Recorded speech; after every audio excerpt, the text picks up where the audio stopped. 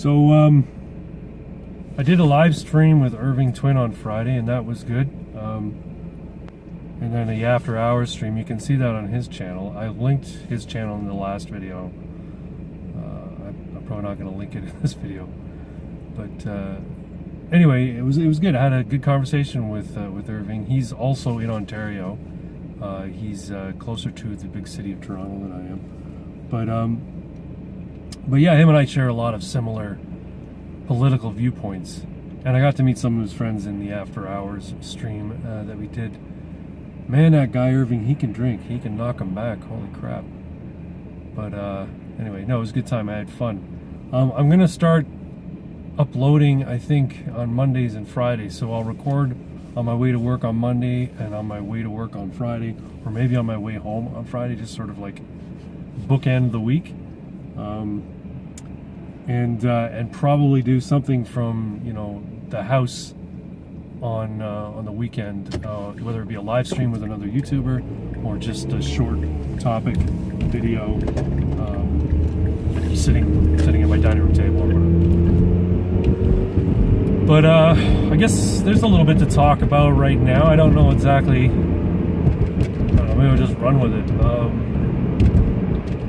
I think sometimes I get this suspicion that the Democrats and the left want to re-elect Trump because they're doing all of the same things that they did with George W. Bush during his first term. And they're doing all the things that they did with Reagan back in the day as well. They're not coming with any policy platforms. They're not coming with any, counter legislation, anything the Republicans are doing. And it's just nothing but attack and attack and attack. And they've got the mainstream media in their pocket.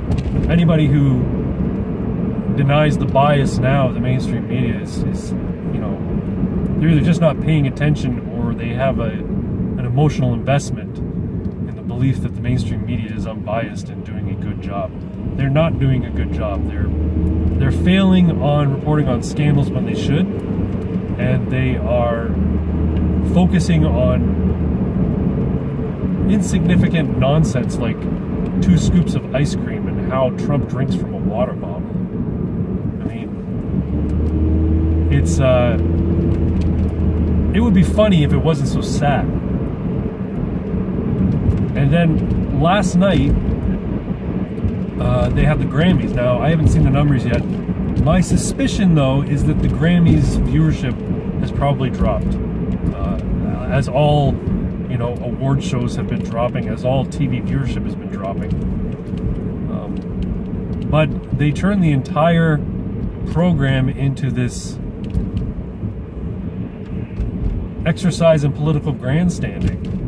And it's so out of touch, it's laughable. I mean, you've got these people getting up on stage, focusing on the immigration debate and Dreamers and DACA and not being genuine in their complaints or in their statements.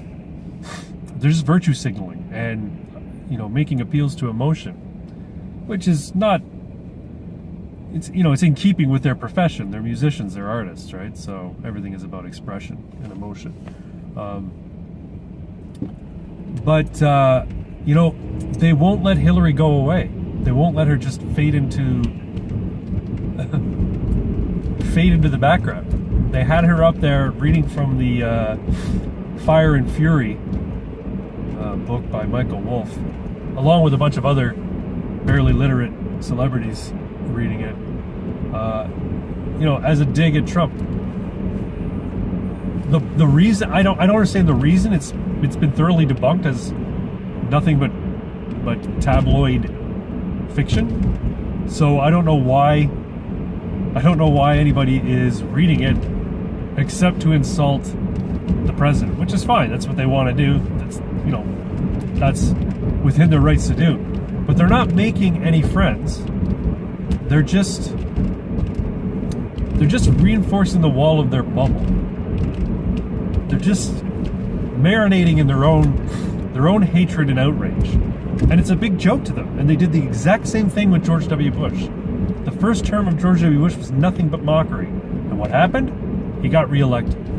Now, it helped that they put him up against her. They put John Kerry up against him, who's a completely unelectable candidate. It's like, I don't get it. The Democrats and the left, they have all of these, very charismatic, very well-spoken celebrities in their camp. Yet, they're going to put up a candidate, I'm sure of it, they're going to put up a candidate that is going to be completely unpalatable to the American voting public. And when they engage in this kind of insults and like identity politics, race baiting, virtue signaling, they're just turning off American voters. They're not bringing people over. You're not going to convince people to come over to your side by shaming them and telling them that they're bad people for, liking the country, wanting to make the country safe and make the country better. And so just they're contributing to the re-election of Donald J. Trump. The best thing they could do if they want to get somebody else in the White House in 2020 would be to ignore Donald Trump and run a parallel party, a parallel campaign. But all it is nothing but moral outrage and indignation with everything he's doing. But when people actually hear what Trump's proposing in terms of his DACA agreement, I talked about that last week, in terms of his DACA agreement, or DACA plan, people are like, yeah, that's reasonable. As a matter of fact, that's pretty fucking generous. And all he's asking for is a bit of money for the wall. But my understanding is that Schumer turned it down, which is, smart negotiating on the part of Trump. You see, like I said, they were backed into a corner, right? So they can't very well go for it because then their base will feel betrayed. So they have to fight it. They've sort of, did I say painted into a corner? Yeah, they're painted into a corner. That they did themselves, but Donald Trump gave them the brush. So, anyway. So yeah, just, you know what, Dems, keep doing what you're doing. You're just going to re-elect the guy. I think they put all their eggs in the basket of the Mueller investigation, and that's a mistake, because the only thing that has revealed is that there is corruption within the intelligence community, within the FBI, within the National Security Agency, and other parts of the law enforcement / justice / intelligence section of Washington. And despite Twitter's massaging of their algorithms, Release the Memo is still, thousands of retweets and thousands of hashtags Release the Memo in Twitter a day, and this is going on a week now. So, yep, keep it up. Trump will get reelected, and yeah, it's going to be an entertaining and hilarious 7 more years. One more thing about the Trump administration. I've posted this on social media a couple of times now. Minds, Twitter, and I think on Facebook as well. There's been a little bit of, I guess, move or upset in the Korean Peninsula. In a complete 180, of course, North Korea is now talking about, hey, we need peace with South Korea. We need to reunify, yada, yada, yada. They're now have a joint hockey team in the Winter Olympics in Pyeongchang. There's going to be a North Korean team and a South Korean team. It's going to be mixed. It's going to be together. And I've been saying this for about 3 months now. Ever since all this saber rattling by Kim Jong-un and the bombastic tweets by Donald Trump. These things wouldn't be happening if the people who are in the know didn't understand what's down the path. North and South Korea are going to reunify within the next decade, probably before the end of Donald Trump's administration. The whole missile program and, you know, threats from the regime in Pyongyang saying they've got a weapon that can hit North America or hit the United States. Again, that's saber rattling, right? That's saying, watch it, we're more than you think we are.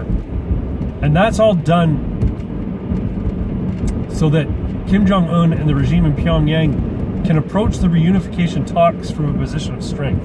They have absolutely no desire to ever launch a missile anywhere near the United States or anywhere else. They'll test them. They'll, you know, make these pronouncements. They'll talk about how they're going to, you know, rule the world and how they're going to bring South Korea. This is the propaganda they'll be going to be giving to their own people. Bring South Korea back into the fold of the North Korean regime.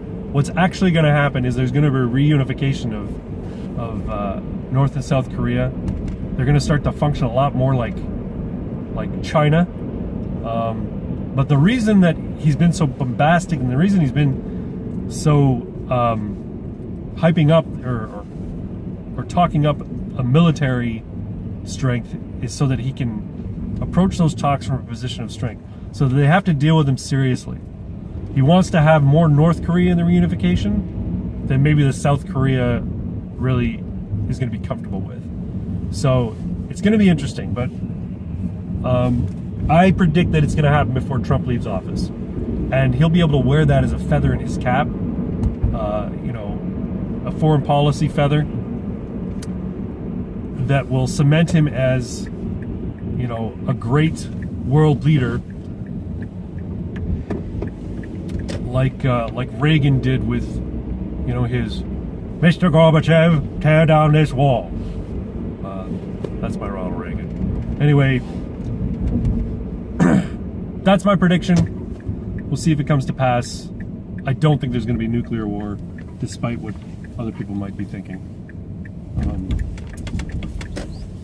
So, God, I hope not. That would suck. Go ahead. But yeah, I'm at work now. Thanks for watching, and I'll make another video, upload another video on Friday, and then something on the weekend, whether it be a live stream or just a short topic video.